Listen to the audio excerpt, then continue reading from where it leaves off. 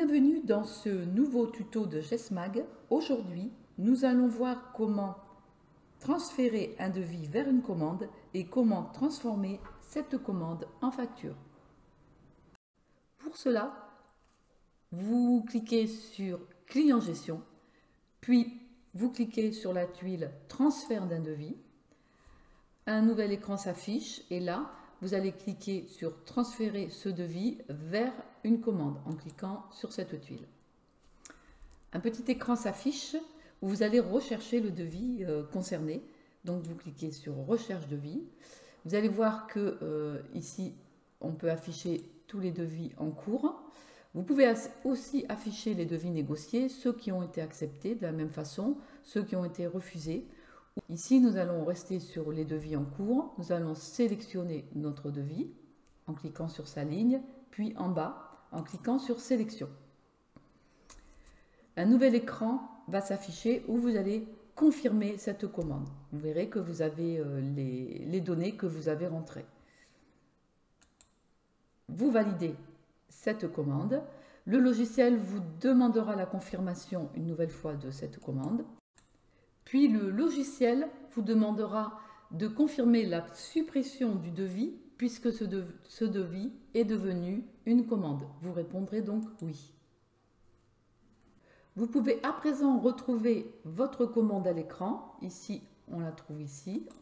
Vous cliquez dessus pour la sélectionner. Et vous pouvez maintenant, dans ce nouvel écran, vous pouvez soit la modifier ou l'effacer. Soit vous passez cette commande en bon de livraison client, ou alors vous passez cette commande en facture client. Ici, nous allons par exemple la modifier. Donc vous verrez que dans l'écran, votre commande s'affiche avec tous les articles. Et ici, par exemple, nous allons rajouter un article. Nous allons sélectionner l'article que nous souhaitons ajouter. On saisira une quantité, puis vous validez. Maintenant, vous sauvez le document en cours en cliquant ici, puis vous cliquez sur Valider ici. Le logiciel vous demandera si vous voulez saisir des arts pour cette commande. Ici, dans ce cas, nous n'en avons pas, donc il faudra cliquer sur Non. À présent, vous souhaitez transformer cette commande en facture. Pour cela, vous la sélectionnez et vous cliquez sur Passage de la commande en facture client. Le logiciel peut vous donner des informations sur ce client. Vous voyez que le document de vente apparaît et maintenant, il suffit de valider.